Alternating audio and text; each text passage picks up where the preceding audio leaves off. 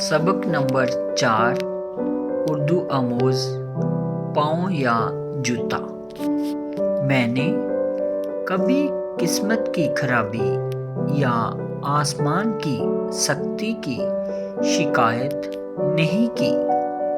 एक बार ऐसा हुआ कि मैं नंगे पाँव था और जूता भी ना खरीद सकता था। इसी गम में मैं कूफा की मस्जिद में दाखिल हुआ। वहाँ मैंने एक आदमी को देखा जिसके पाँव ही नहीं थे। मैंने खुदा की नेमत का शुक्र अदा किया और अपने पास जूता ना होने पर सब्र किया।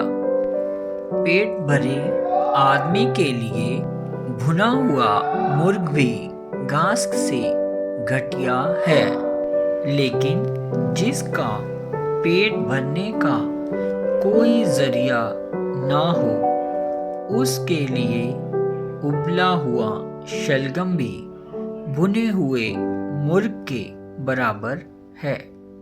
सबक नंबर 4 उर्दू आमोज़ पाँव या जूता।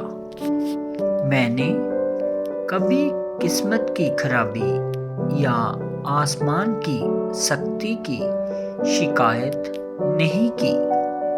एक बार ऐसा हुआ कि मैं नंगे पाँव था और जूता भी ना खरीद सकता था। इसी गम में मैं कूफा की मस्जिद में दाखिल हुआ। वहाँ मैंने एक आदमी को देखा जिसके पाँव ही नहीं थे। मैंने खुदा की नेमत का शुक्र अदा किया और अपने पास जूता ना होने पर सब्र किया।